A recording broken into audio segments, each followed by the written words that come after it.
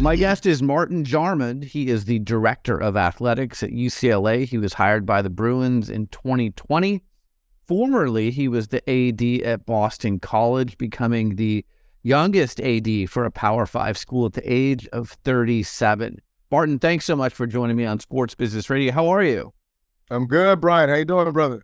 Good. I know we follow each other on Twitter. We kind of connected that way. I went to Loyola Marymount in Los Angeles. I was there with Ian Gathers and Bo Kimball were there. The left-handed free throw. Left-handed free throw, but I've always been a UCLA admirer and been to many a sporting event at UCLA and, you know, rich history there at UCLA. So glad to have you on. No, I'm excited to be on with you, and I followed your work, and you've done a tremendous job, and thanks for thinking of us. And yes, rich history indeed. Absolutely. So let's start with your personal path. You were a student athlete. I was telling you off air before we started, I just went to Wilmington, North Carolina for the first time. You started on the basketball team, UNC Wilmington. How has being a student athlete helped you in your role as athletic director? Oh, it's helped tremendously. You know, the number one thing that you have to do is you've got to have a why. You know, what's your why? What's your connection? What's your purpose?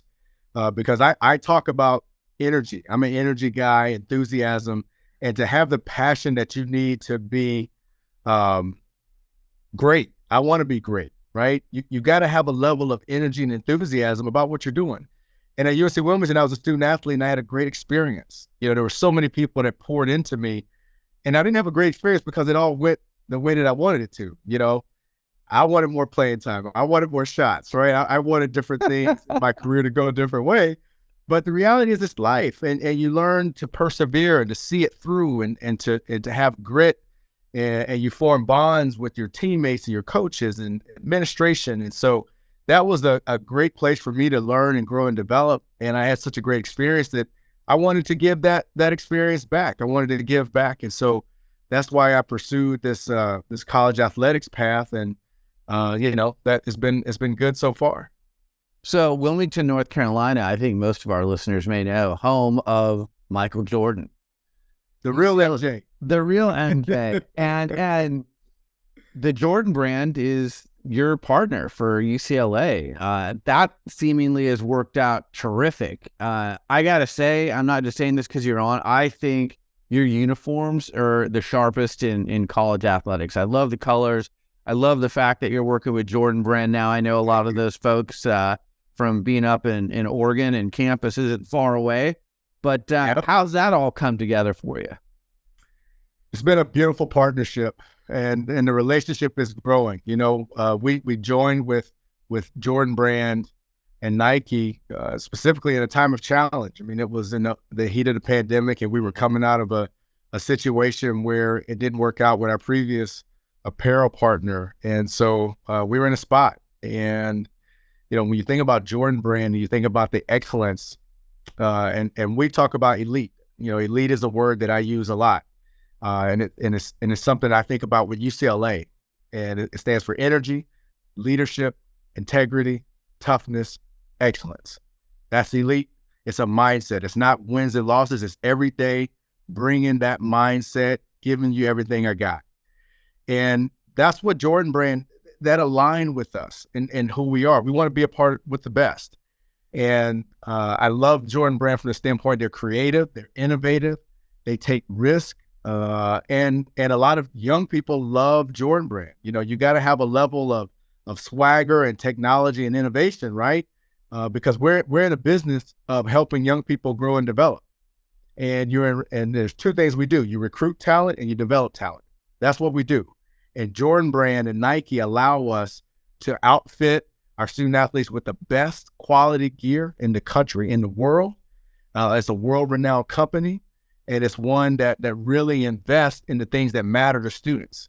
You know, you look at the companies during the social unrest of that summer of 2020, Jordan Brand stepped up in a big way. Mm-hmm. And MJ was behind that, but a lot of people at Nike were behind that also. And that's what you want, because that's who we are. At the core, we serve our students and our community, and that's what being a Bruin is about. Yeah. When I think about UCLA, I think about, is it 119 national championships? Is it more than that? 120. What else? Okay, I missed one. We won women's soccer in December. Okay, so 120 national championships. There are not many. In the country. Yeah, I mean, that's incredible. So I think of the rich history and heritage. How much do you instill that history and heritage into today's athlete that may come and, didn't know John Wooden, didn't know Lou Alcindor, didn't know some of the giants that have walked on that campus? Oh, it's ingrained in our athletic program. From the moment you step foot on campus, you'll see a 42. We have that number retired throughout campus, and you'll see symbols in the ground that say 42, for example. And you talk about Jackie Robinson, a four-letter sport athlete here at UCLA. Coach Wooden, it's not just a statue that's great right in front of Pauley Pavilion, but we have the Wooden Academy that all of our student athletes go through the Wooden Academy, where they learn leadership values, the pyramid of success, right? Competitive greatness. We use a lot of the things from the pyramid in our strategic planning and our everyday, how we help our student athletes learn about the history of UCLA, but also what is on them to uphold the tradition of excellence. We stand on the shoulders of those that came before us. And you said it yourself, 120 national championships, second most in the country. There's a lot of excellence that was put into getting that 120. And our job is to make sure that our student athletes and our staff and our coaches understand and embrace that. And how do we take that to the next level to continue on that tradition? So 50 years, 100 years from now, they're talking about not 120, but it's 160. But more importantly than the championships, it's the lives that have been impacted and the leadership that's been developed to where you go out and you're a leader and you serve your community the right way. That's what's most important to us. And that's what those greats, the Arthur Ashes, the Jackie Joyner-Kerseys, the Annie Myers Drysdales, the Kareem Abdul-Jabbars, the list goes on and on of great Bruins that transcended sport. It's not just they're big in sport, they're big in the world for all kinds of causes that were important to them. And it has started here in Westwood. Yeah, I love it. I had the pleasure of meeting John Wooden before he passed. I went to the Wooden Awards in 1990 when Hank Gathers and Bo Kimball, who went to Loyola Marymount, where I went, were nominated for Wooden Awards. And what a gentleman. And I mean, you want to talk about a legend? Like, a lot of people throw the word legend around. John Wooden is a true legend. Brian, let me tell you a quick anecdote story about when I first started here. So I started here in 2020, like you mentioned. It was all Zoom. I didn't meet. I only met, out of our 275 staff, I met probably 30 people my whole first year because we weren't. Wow. So when I started, I was remote. I was in Boston, and I did a Zoom with student athletes my very first day on the job, even though I was living in Boston. And I asked them, it was freshmen and sophomores. It was like a younger cohort. It was about 80 people on the Zoom, 80 students from all of our sports. And I asked them, I said, tell me, what are the top 2 or 3 reasons you chose UCLA? And again, this is me as a new athletic director, new person trying to understand what is it about UCLA that made it attractive for young people to choose UCLA? Because you're talking about elite student athletes that could have gone almost anywhere in the country. Mm-hmm. And, the things that I think that I'm going to hear in the top 3 are playing time, LA and the environment. And the top 2 things I heard was the academic degree, the world-class university, #1 public rated, university in the country. I heard the academic profile of UCLA. But like second or third, it was the legacy of Coach John Wooden and the pyramid and what UCLA stands for. Wow.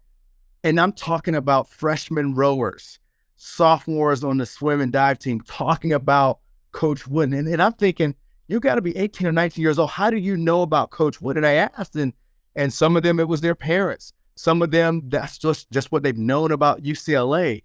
And so, it makes sense to make sure we keep that tradition and that legacy alive because that's who we are. But also it helps from the recruiting and what is attractive to people wanting to be a part of UCLA. It's part of being a Bruin is learning that, respecting that, and embracing that. So that was just an eye-opening for me that you had freshmen and sophomores talking about the importance of Coach Wooden and his values and his teachings in the pyramid and what that means to them. It was incredible. That is incredible, and it shows they did their homework on UCLA and they studied their history. Hey, Ted Lasso uses the pyramid of success in his offense. Yeah. One of my favorite shows. So I love the fact that they've all been impacted by it. I remember when I was in a cubicle at Michigan State back when I was 23 years old, I had a printout of the pyramid in my cubicle wall. I had that up for probably 2 years. Yeah. And I just loved what it represented. I literally had it up. And I'm a kid from Fayetteville, North Carolina. I never thought I'd be in LA and at UCLA, but you see some things over your past and it makes sense. Yeah. All right, let's talk about the move to the Big Ten Conference, because I've got some questions about this, and this is one of the big reasons I wanted to have you on, just logistics. And literally, I do not understand this, so I'm hoping you can explain it to me and to our audience, because I get this question all the time. Are all of the student athletes at UCLA going to be traveling to the footprint of the Big Ten, or is it just basketball and football? I think there's a lot of people that don't understand how it's all going to work. And obviously, the Big Ten schools would be traveling to Los Angeles as well. Has that even been decided yet? Oh, yes, absolutely. Our whole athletic program is transitioning to the Big Ten Conference starting August 2nd, 2024. And that's 537 days from now, but not that I'm counting. But we're preparing for that because we want to make sure that we put our student athletes in position to be successful from day one going into the Big Ten Conference. So we're doing a lot of work now as far as getting data points and understanding everything about the Big Ten schools and their athletic profiles and what they invest in and what we're strong in and what we maybe have some deficiencies in that we may need to address prior to starting in the Big Ten Conference. But all of our teams are going. Now, there's some that are not sponsored in the Big Ten that will not go. For example, our men's and women's water polo teams, they're in the MPSF. They're not in the Pac-12 or the Big Ten, so they won't be going to the Big Ten. We'd have beach volleyball that is not sponsored by the Big Ten. So some of our teams, will not be going because that sport is not sponsored in the Big Ten. But all the other ones that are, that is the plan. And so we have some plans and contingencies for travel. A lot of that is to be determined. But we've gotten assurances from the Big Ten Conference and those members in the Big Ten that they're going to work with us and USC as far as flexibility, looking at different scheduling models. For example, the Big Ten currently doesn't do travel partners, whereas the current conference we're in does do travel partners. So, you may play the Oregon schools on a Thursday, Saturday, that kind of thing. You may see some of those kind of things emerge in the Big Ten as a response to the addition of USC and UCLA. Multi-team events where you might have an event or one place, but instead of just 2 teams playing, it might be 4, it might be 6, those kind of things. And those things will work themselves out, but it's all in the best interest to try to make it more efficient for our student athletes to travel and compete. But we're excited about it, and it's going to be great.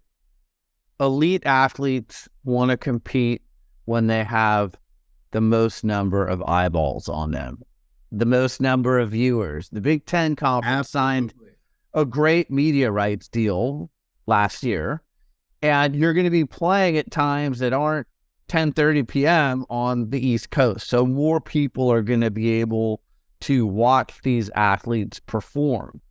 Has that helped with recruiting? And I would imagine the athletes themselves are really liking this move because while you may have to travel a little bit further, you're going to be playing the biggest teams on the biggest stage at a time when more people can watch you. Brian, you hit the nail on the head. I mean, we serve at the pleasure of our student athletes. That's the group that I concern myself with, not the people on Twitter and social media and adults that live other parts of the country that chime in about about what this move to the Big Ten means. I focus on our student athletes. I've talked to over 300 of our student athletes, and a large majority of them are pumped up about this, because you just said it. They want to play against the best. First of all, they are elite competitors. They want to play against the best. They measure themselves up against the best. They want to have an elite education. That's why you come to UCLA.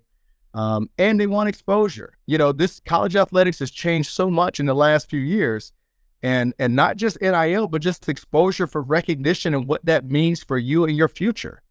In football, this past year, we had 5 games that were either 7:30 or later Pacific Coast time. So I know you haven't spent much time on the East Coast. I have. When you're playing at 10:30 at night on East Coast, you're not watching.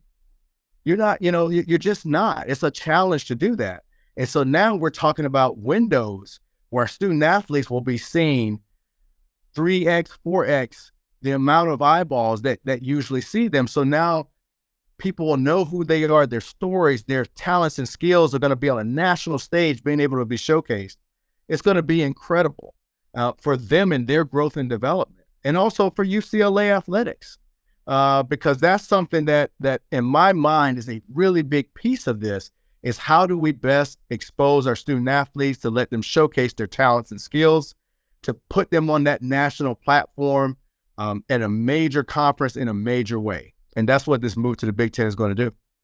And I would think with the more exposure, it's going to be a little easier to get some name, image, and likeness deals, right? If you have more people watching you and you're in that prime part of the day versus late at night.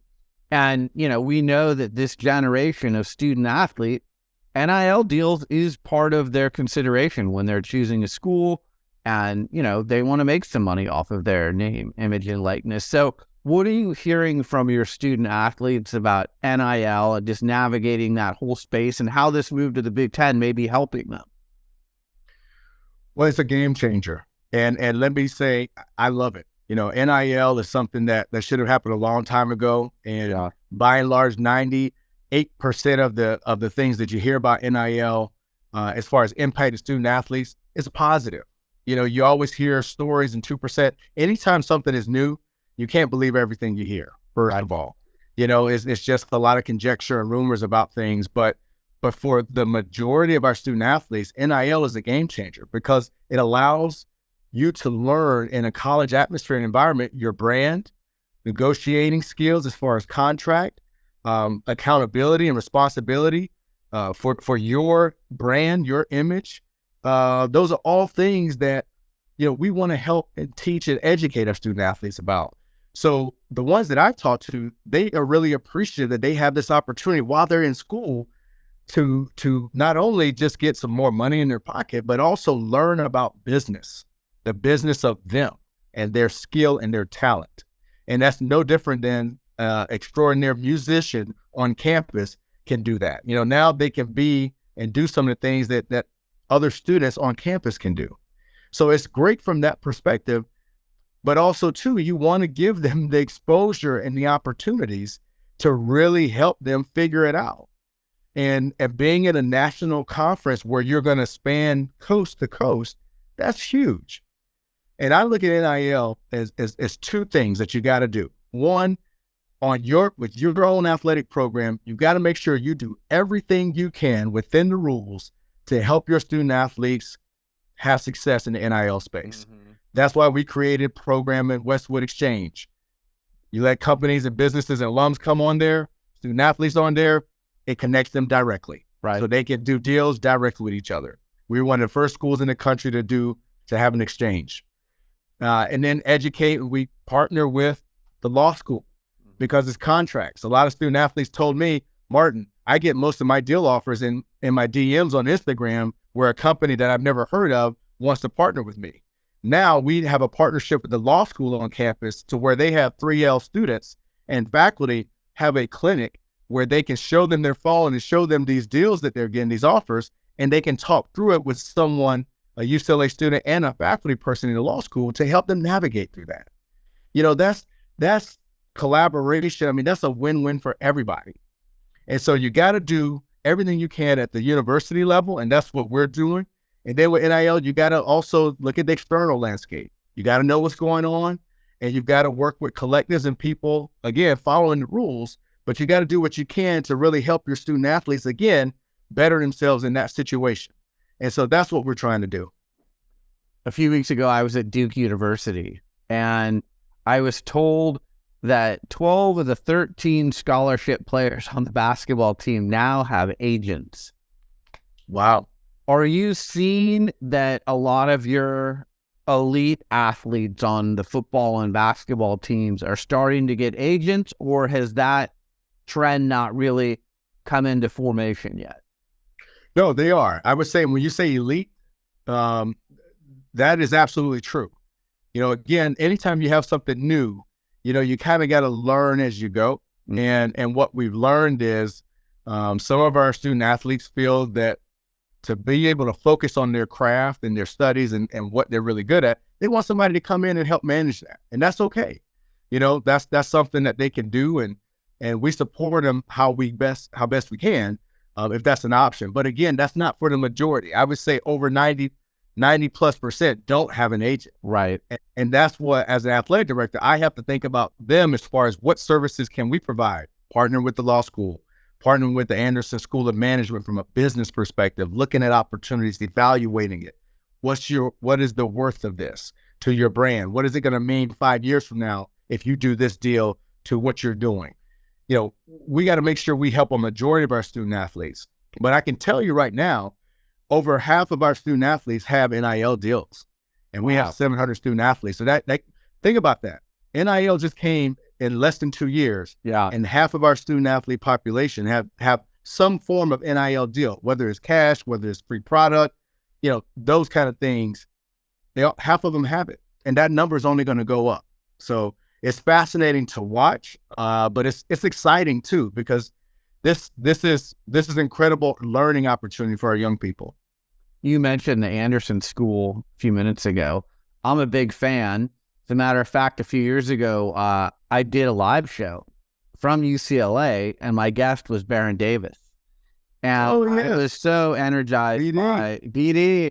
I mean, you were talking about a guy who's got his hands in everything, and interns everywhere, as he told us during that conversation. But you know, really smart guy. And it was great being in front of some of your business students, and you could just see how sharp they are. And, you know, I think what you're doing in the NIL space is impressive, and it's great to educate them. So, you know, if they do go to that next level, they understand how it all works. And even if they don't, they still understand how it all works. Absolutely. I mean, you know, I think anytime you have, the level of expertise and excellence on campus or where you are, you got to tap into that. Yep. You know, I just had lunch today with two of the guys from Anderson faculty that are in data analytics. And we talked about what are some of the questions that as we look at college athletics and how it's changing, where it's going, what are the questions and what kind of data do we have to where we can maybe start up a partnership? And that's the beauty of being on a college campus. That's the beauty of collaborating with partners is it can be a 1 + 1 = 3. And that's what we're trying to do with our student athletes in this space. All right. The landscape of college athletics is evolving. You guys are moving. I mean, it's like musical chairs, and you don't want to be left without a chair. Where is this all going? Because you just wonder, are we going to end up eventually with just like the superpowers and a couple of conferences, or, you know, is it going to remain somewhat like it is now? You're an athletic director at a major school. Where do you think this is all going to end up? Brian, there's one thing that I can guarantee you about where this is going to end up. It's going to be different. Yep. It's going to be different. And you have to be flexible, adaptable, and be able to see, you know, where it's going and adjust on the fly. Our focus is putting our student athletes in a position to be successful and putting this program in a position of strength. And you've got to have a foundation through when it's chaos and change. You got to have a foundation. You got to understand who you are. You got to double down on that. But also too, you've got to cast your net to the future and what it looks like and how best to adapt. So I know that it's going to look different. That is a fact. What exactly is it going to look like? I don't know. And if you know, Brian, or anybody else, they need to go play the lotto right now because I'm sure it's growing. But what I do know is if it's going to be different, whether it's legislatively, politically, model, all of those things are on the table. You've got to be flexible, and you've got to make sure that you make decisions in the best interest to support the people you serve, the students, and you've got to be able to adjust, because right now what I think is going to change. But the question is, how do you adapt? And that's one of the things that I try to pride ourselves in, is thinking about, hey, all the things we have done, all the things we have gone through, we're going to go through more. You know, you got to have a level of grit and see it through. You got to have a level of strength to be able to just anticipate and understand, and not hold on to the past. Change is inevitable, and you're going to either be in a camp that adapts to it or dies from it. We're going to adapt to it, and we're going to evolve and continue to evolve at UCLA. That's why I thought you were a really smart hire. I'm not just saying that because you're on it. You're young, and you speak the language of today's student athlete. You were got more grades popping in though, bro. Well, I mean, man.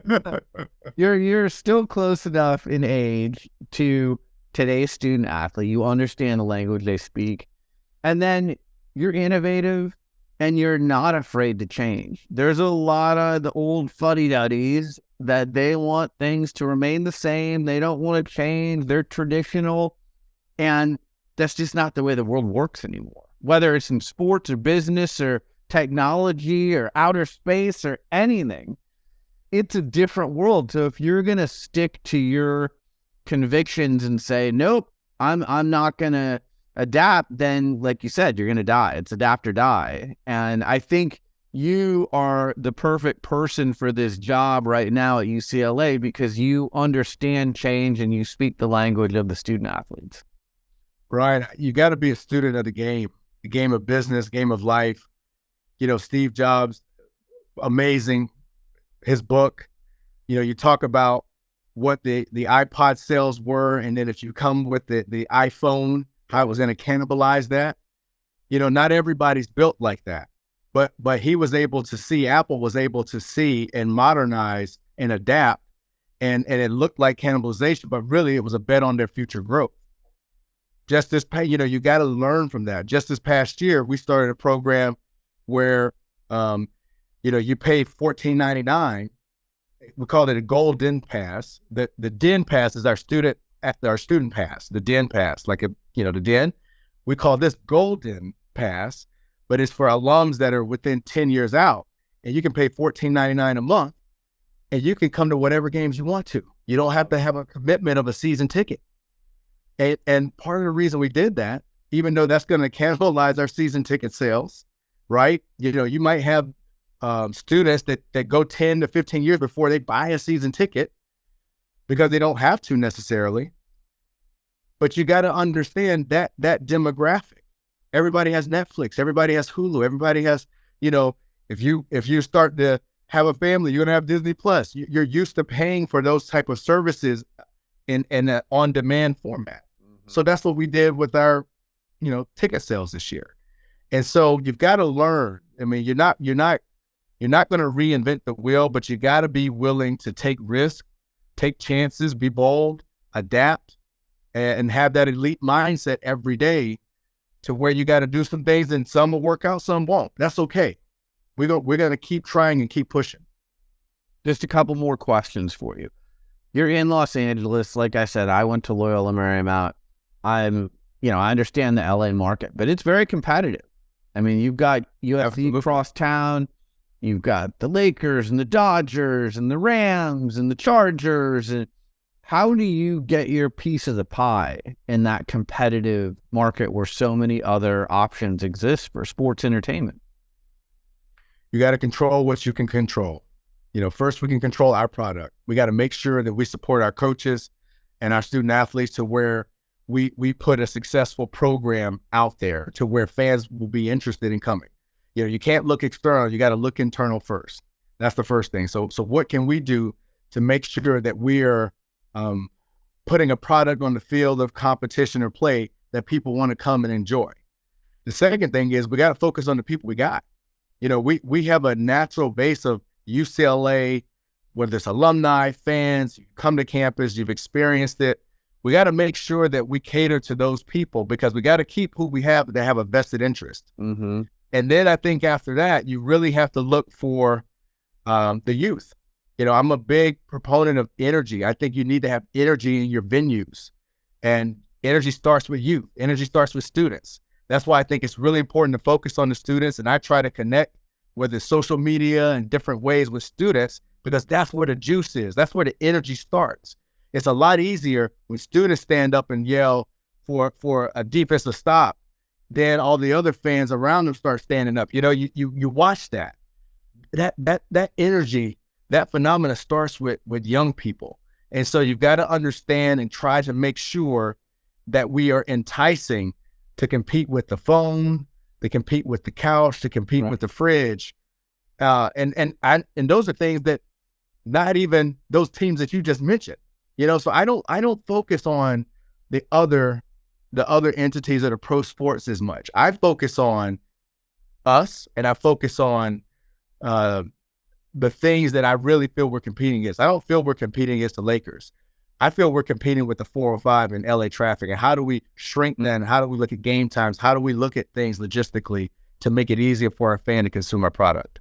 Yeah. I could ask you a million more questions, but we'll end on this. Mental health has become such a big topic on college campuses and with our young people.